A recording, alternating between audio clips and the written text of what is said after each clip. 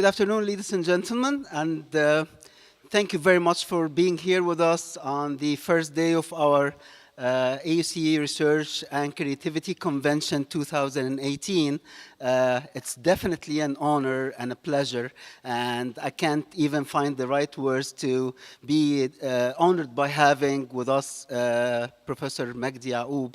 I've known Professor Yacoub for over 10 years or so, and I always believe that he is a gentleman who is surrounded by love, not only for his spirit and for his perseverance in research and for his caring for people and so on, but for being so humble and for being so understanding of others and so on. So I guess I will just leave to Provost Ihab Abdurrahman to properly introduce Dr. Magdy Yacoub, and then we will listen to his talk today. Thank you very much for joining us today.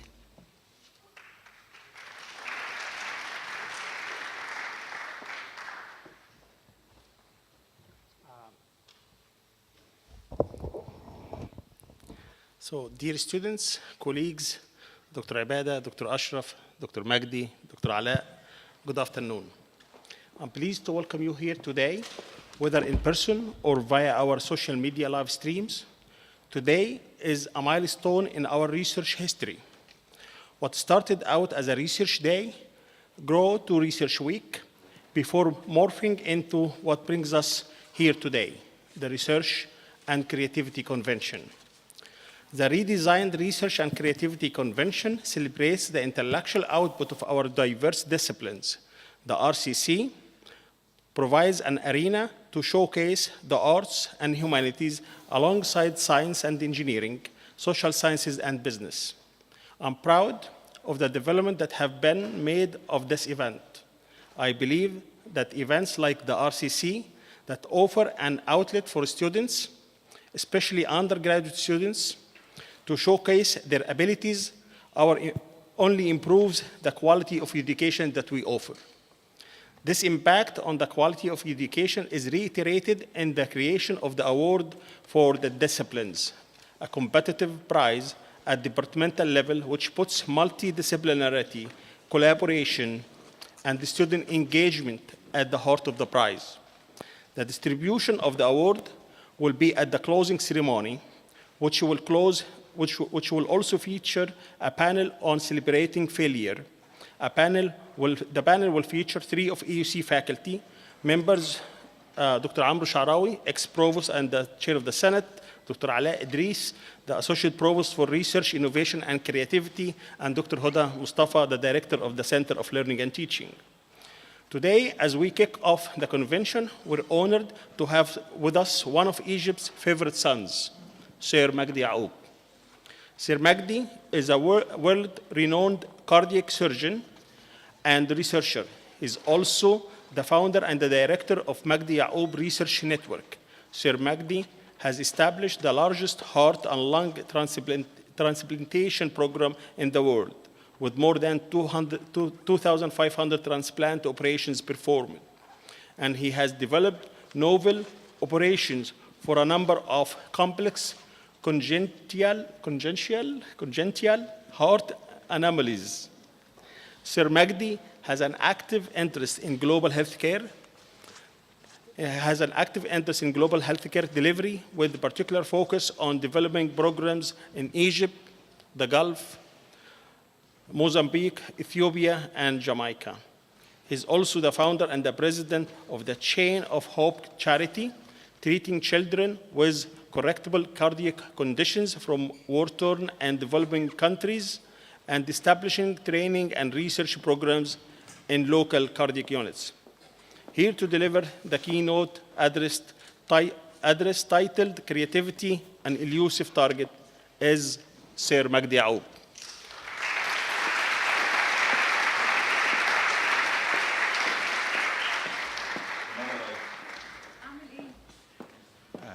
Thank you very much for your kind words. It is indeed an honor and a privilege to be here to address this very distinguished gathering. Sorry? particularly the students who represent the core of the American University, AUC in Cairo, which has been and continues to be a beacon in the region and beyond. This is wonderful, but that depends on this multidisciplinary approach to teaching. And importantly, the theme of this symposium, creativity and innovation. And that's what I have been asked to talk about. Now, this is quite a difficult topic, if you like, but at the same time, everybody understands somehow what is creativity, what is innovation, and as I put it in my title, can it be a target? Or just does it happen? And if it is a target, how can you target that?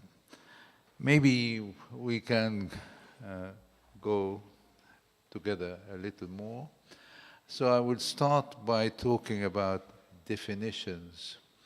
And then I will move on to give examples from my own limited experience in the subject of creativity. And I will talk about why it is absolutely glorious, but it also has threats. And there are lessons from the Titans, and that is from the Greek mythology, which have taught us a whole lot of things about creativity, philosophy, and how to think in the future. I will talk about something which I have a lot of experience with, as you have heard, and that is transplantation, and how that has given way to another branch of medicine and science, which is called regeneration, but just as a model. And I will talk about the global involvement. I will talk about the future. Now, what is creativity? And we have heard repeatedly that science is defined as the search for the truth. And that has been articulated by many people, particularly modern philosophers of science, that science is the truth, is the search for the truth, but at the same time, the truth is unachievable. More about that. Now, one of my greatest heroes and role models is the late Sir Peter Medawar, who won the Nobel Prize for his work, creative work, on transplantation, tissue transplantation. And for a long time, conventional wisdom had it that individuals are almost holy and independent, and that you cannot transplant tissues from one person to another. Why? This individualistic thing. Because it was said that the immune system, which everybody has, all animals, both vertebrates and invertebrates have, is invincible. It will just stop anything. And it was only Sir Peter who showed that this is not true. Challenging dogma. more about that. He went on to publish a single paper, not very long, in 1952, entitled Induction of Specific Immune Tolerance. Challenged dogma, induction of tolerance. That means you can transplant from one individual to the other, from one animal to the other. He showed that you can take skin, heart, liver from one rat to the other, and tolerated that without drugs. And that's what he called specific immune tolerance. And it's a great story because actually the paper which changed history and was very creative, of course, was by Billingham, Brent, and Medawar. Now, Billingham was apparently a research fellow in Oxford, working for the great man, the professor, Sir Peter Medawar. And they were experimenting with injection of bone marrow from one rat to the other. And one afternoon, Sir Peter walked into the lab and said, Rupert Billingham, you are giving the lecture to the Oxford Research Society, people like you, but this is a very high-powered society. Next week, he said, sir, what am I going to talk about? He said, hey, Rupert, your experiments. And he said, what is it with my experiments, sir? He said, induction of specific immune tolerance, Rupert. He said, sir, I cannot see it. No. As a matter of fact, I'm going to France. I've booked a holiday, and I'm not going to be here, sir. And so he said, Rupert, but I promised. He said, I'll give you all the data, sir, and you give the lecture. So Medawar went and gave the lecture about induction of immune tolerance. Actually, Billingham was in the back, hiding, listening to this, and everybody said, incredible, wow, the immune system has been conquered. So on Monday, Rupert allegedly came back from France. He never went. And said, Sir, I hear it was a great success. He said, yeah, when are you writing up for Nature? He said, me writing it for Nature? You gave the lecture, you write it, sir. She said, no, it's your work. I'm going to help you write that paper, which changed history. That's another lesson, which is humility. And he insisted. Here they wrote the paper for him, and it is Billingham, first author, Brent, who's another immunologist, very distinguished, and Medawar, who won the Nobel Prize. Medawar, of course. But Sir Peter, who I had the privilege of meeting, how long have I got? But I'll try and time myself. Sir Peter, I had the honor and the privilege of meeting and talking to when I was a very young junior registrar in London. And I was struck by his humility, his intellect, and just everything. And he defined creativity as,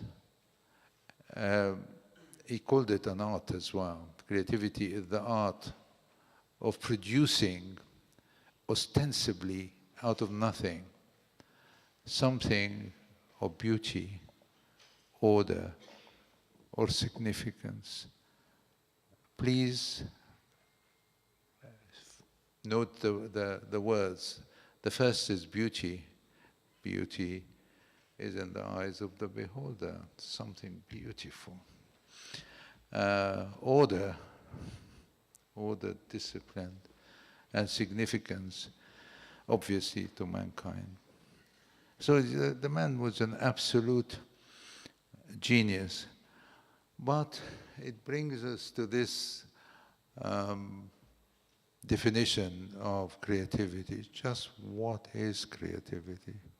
It means different things to different people, and there was a program on the BBC on questioning several Nobel laureates to define creativity. And the answer, all of them, was, I don't know. I honestly don't know. It just happened. And they then went on to say, and I believe that's absolutely true, that if you want to be creative, you really need to do two things. One is be focused. Really go for one topic and try very hard to understand everything which has been written about it, and then go beyond it. Then the question was, can you predict when you will do the next step, which is the creative, innovative? And the answer was no. I actually surprised myself one morning, having had a big breakfast, and I was just rambling around, and suddenly this thing came. Everybody was surprised, not least me. It just came. So that is a bit of an exaggeration, because you must have this subconscious mind which goes on digesting what you're thinking about, even when you're sleeping, and that has been validated many times. And that is a net result of the focusing. So I cannot stress the word focus, focus, focus. And then when you are preoccupied by something, your inner mind, whatever that is, different parts of the brain do different things, carries on trying to solve the problem, even when you think you're not thinking about it. You're still thinking about it. The second point, which they all agreed, and I cannot agree more with them, I'm not a Nobel laureate, was the teamwork. And I cannot stress that point further, because you cannot clap with one hand. You really need two hands. You need a lot more. You need people. You need minds. You need everybody. And there are many, many stories to prove that point. The latest, which I think is very gripping, was a study in Nature not very long ago, showing millions of fish going around the ocean. And the bigger the number, the better the decisions to avoid danger. So don't be frightened of working within a team. In our own specialty, we really have to rely on everybody. And when we go on the round, we have the cardiologist, the heart surgeon, the anesthesiologist, social worker, the nurses, the technicians, and the scientists from the lab, all going to see what the problems are. And having other minds on the job is part of the story of creativity. This is one of my favorite pictures, and who knows this goddess. This is Maat, the goddess of the truth. And Maat, as you can see, and as Karl Popper and others have said, goddess of the truth is beautiful. She is extremely beautiful. But equally, they talk about it, the truth is, absolute truth is unattainable. If you come near Maat, she grows these huge wings and flies away. Does that make you despair and stop? I don't think so. It is the other way around, because you say, well, I'm near the truth, and this is current knowledge. I will strive more to get nearer. And this goes further to another point, which is humility. Because Karl Popper, again, the philosopher of science in the 20th century, said that science progresses by theories, which he called conjectures. And he says it's a big mistake to try and prove your theories. You should try and refute them. And he wrote a whole book called Conjectures and Refutations. I recommend that to you. He said, this is very unfortunate, but the lucky thing is that our peers come to the rescue and supply the refutations. So when you send a paper to Nature and you get 6 papers of reviewers knocking you down, don't be cross. They're pushing you towards the truth.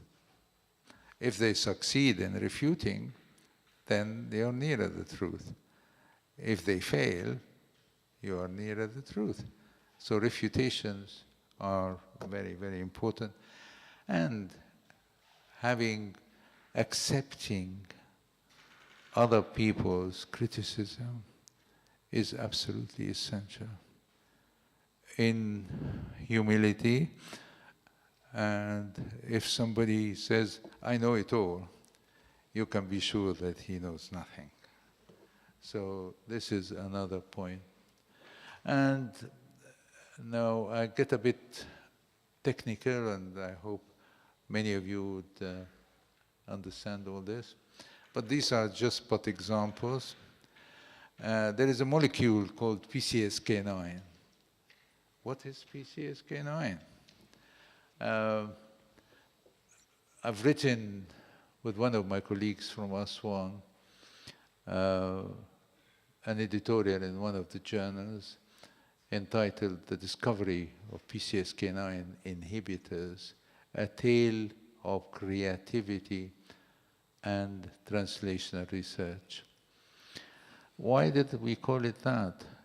Because this is an Egyptian chap called Nabil Saida. Nabil is a graduate of Asr al-Aini. I'm proud to say, because we are both graduates from Asr al-Aini and we cherish the teaching we had there. But Nabil went to Montreal and wrote this incredibly original paper in Nature Drug Discovery about a molecule which belongs to what he called pro-protein convertases. And that is the father of PCSK9. What did this do?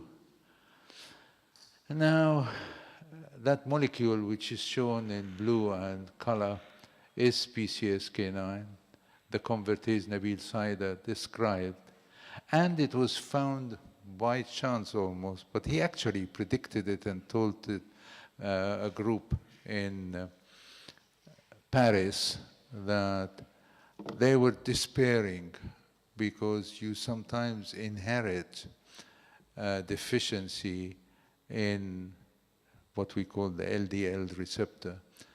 The two chaps here, Goldstein and Brown, won the Nobel Prize for discovering the low-density lipoprotein receptor some time ago.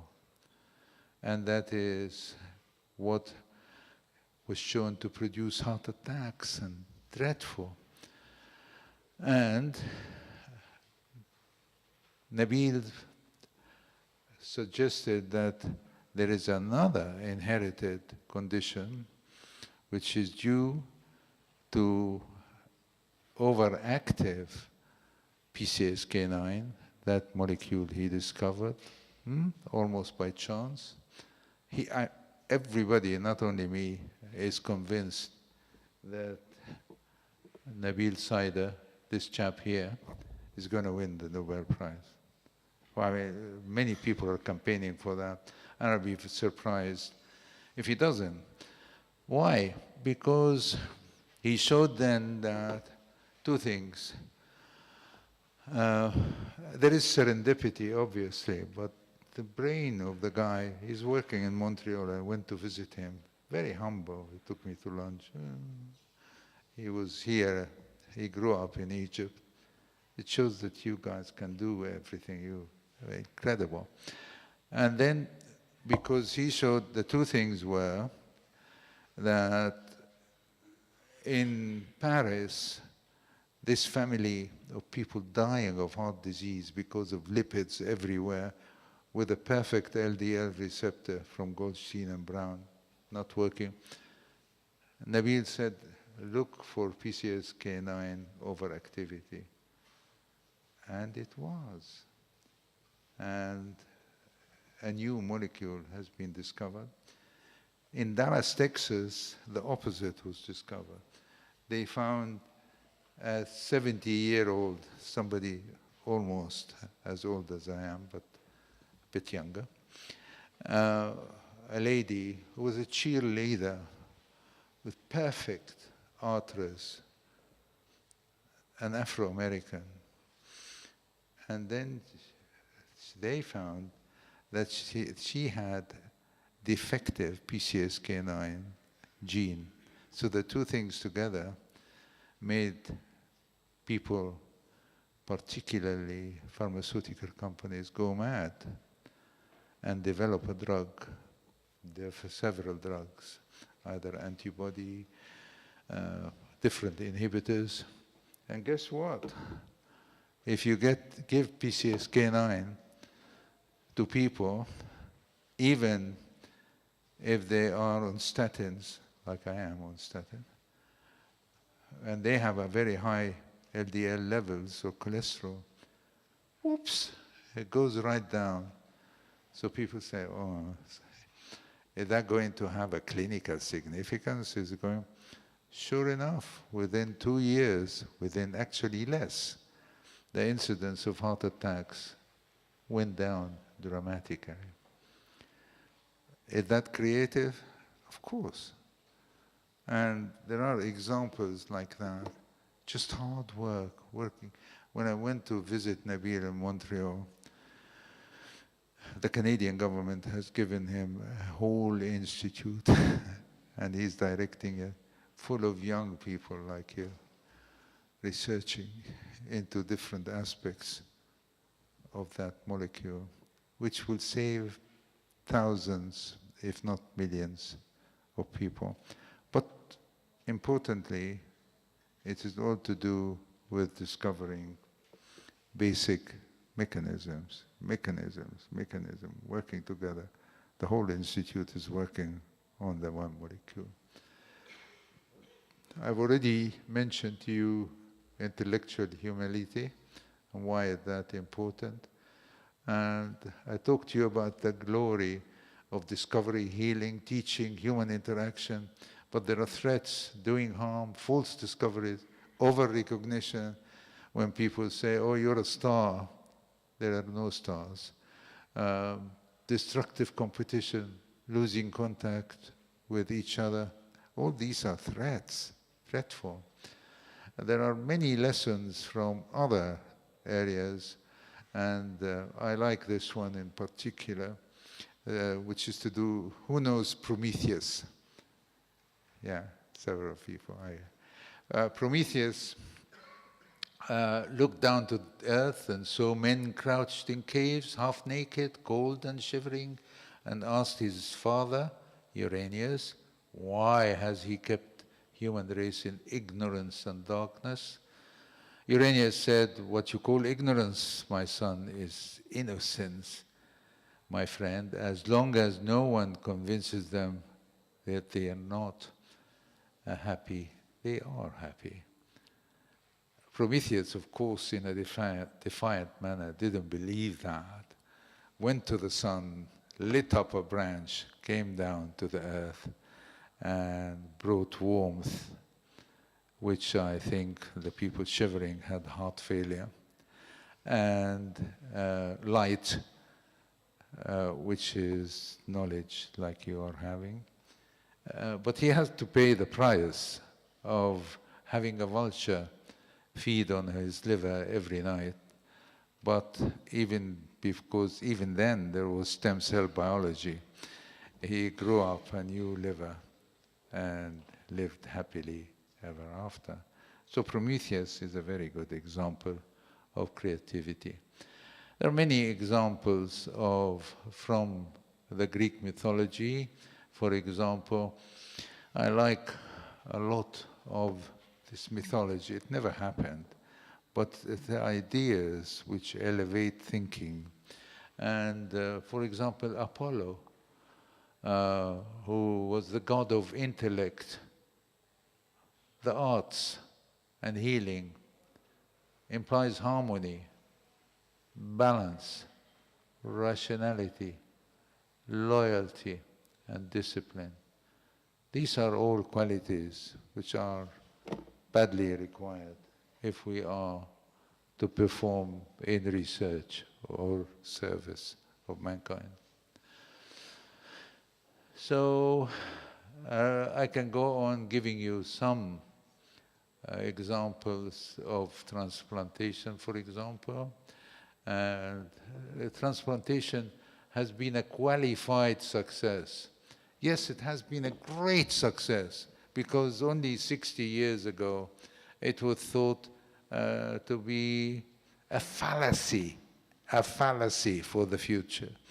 And now it's a model for success.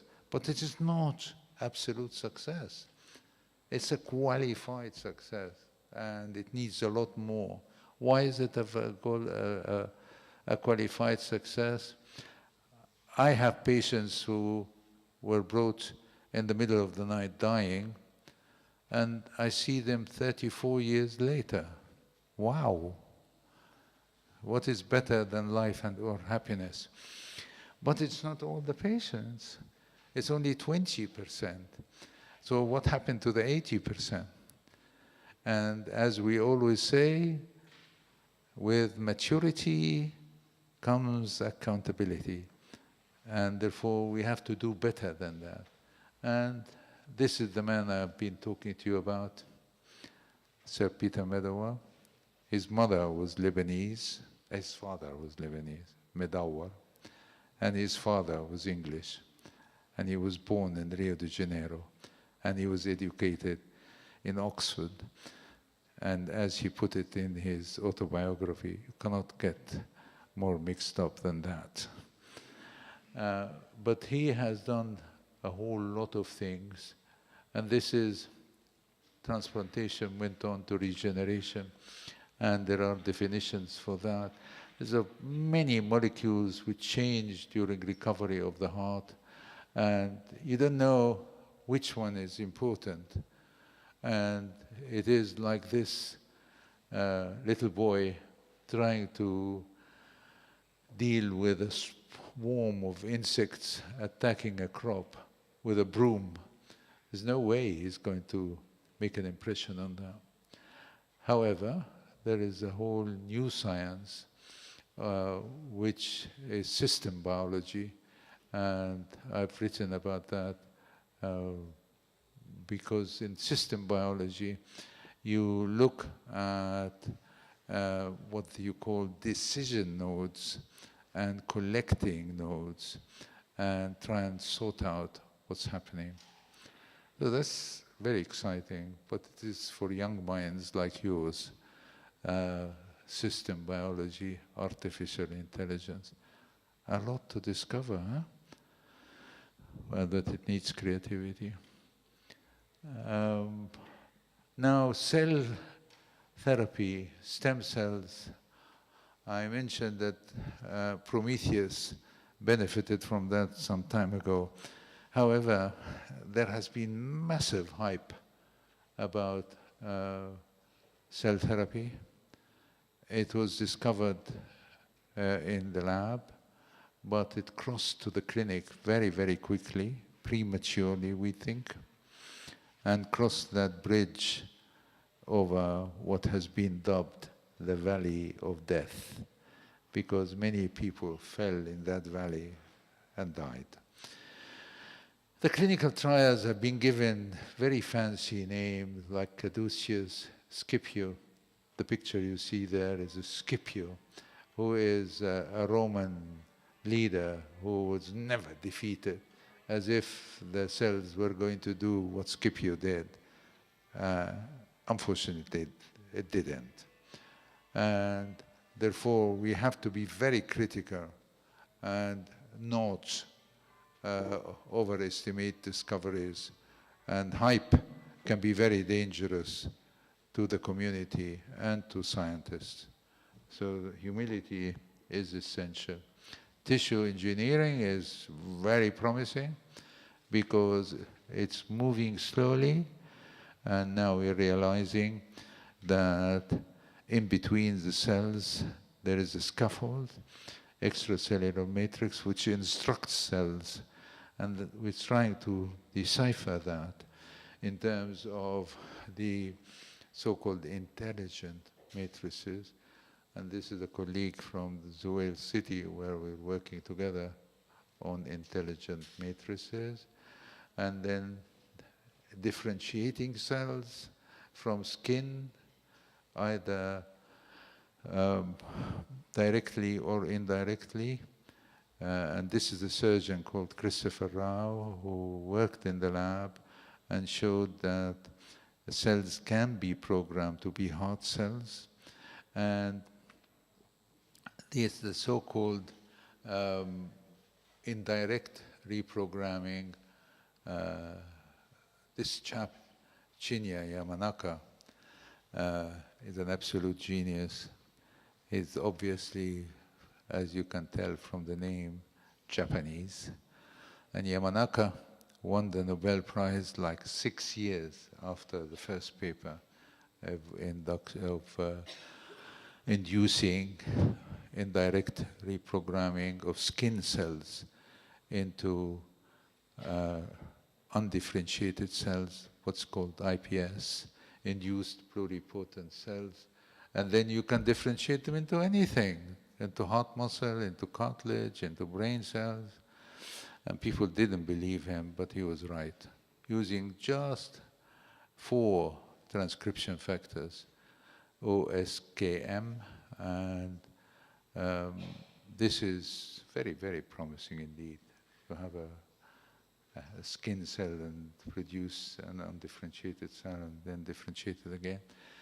It went further, and this is Deepak, who's a pediatric surgeon, actually pediatric cardiologist, who went on to show that you don't need to actually de-differentiate the cells, you can directly program them into heart cells. Almost science fiction, huh? But he did it with a whole lot of molecules listed on this slide, like 12. So it was more difficult. Now, another person, Eric Olson, from Dallas, Texas, did the same in humans with even more molecules. This is Hisham Sadeh, who is a graduate of Ain Shams, I think, He's working in Dallas, Texas, and we're working with him on a new strategy of inducing heart cells to divide, which is extremely exciting indeed. And that's another therapy, way of getting the heart to recover. Gene therapy is important, but the future, as we all say, the future is here, is in this new technique of gene editing. There are several strategies for gene editing, either by RNA, by TALEN, but the latest is CRISPR-Cas9, which you can produce a transgenic animal in a few weeks, not years or months. It is said that you can buy a CRISPR-Cas9 kit on the internet and start playing at home with your own cells. Why is that exciting? It's exciting but also dangerous, because it is relatively simple but very, very clever. And it was learned from viruses, my God, from bacteria, which get attacked by viruses. And they protect themselves by taking a small sequence of the virus and keep it, link it to an enzyme, and next time the virus comes, it cuts its DNA. And that's the CRISPR-Cas9. So you can have any sequence of any mutant gene and cut it wherever you want. But we know that human genes, when you cut them, they heal. So you can get rid of the defective gene, or you can insert whichever gene you want. So it's almost frightening, because it goes into the germ cells and can be inherited. So the ethics of that is questionable. It is society who should be in charge. But for the first time, we have a means of curing inherited heart muscle inherited disease. And here in Egypt, my God, we have a lot of inherited disease. We have more than 1,000 inherited heart muscle disease in Aswan, and we need to cure them. We do it by surgery and indirect means, but we need to sequence the genes, and we have a study of the 1,000 Egyptian human genome study called HVOR, because we need to compare what's normal and what's abnormal. Before we were comparing it to American genes, the 200,000 genome, but we were not represented in that, which was a disaster. So this is the journey of creativity. I end up my talk by global involvement, because we need to be creative in this, because the massive problem exists where 80% of the population of the world have no access to recently acquired knowledge and benefit. And who cares, who acts, who pays, are things which needs to be addressed. And we've been working on that very hard in the last few years, as you have heard. And the Aswan Heart Center is an expression of that, because there is really a neglected community which needs to have the latest in science and technology to treat their hearts, and we just see it in a big, big way. But also to create a new generation of Egyptians who are straddling medicine and science is very, very important. And that's what's happening. And the new Aswan, the current Aswan, is functioning when we do over 1,000 open hearts and 3,000 interventions with catheter and 20,000 outpatients, and it's oversaturated. So the new Aswan is being built now. We'll start, and that was designed by Lord Norman Foster in the UK. And it's a whole campus of science and medicine to carry on with this. It looks like Sydney Opera House, but obviously at the top are a reflection of the felucca, and that is to conserve energy and use only solar energy. And that is the aerial view of how it's going to look like. And the journey has started. And this is, every room for the patient will see the Nile, and that will hasten their recovery. And it's all for free. It's humanitarian. And now we have 650 staff. They're growing. So science and medicine offers unprecedented opportunities for discovery and, most importantly, alleviating human suffering. And that there are threats, and I enumerated some of them, not all of them.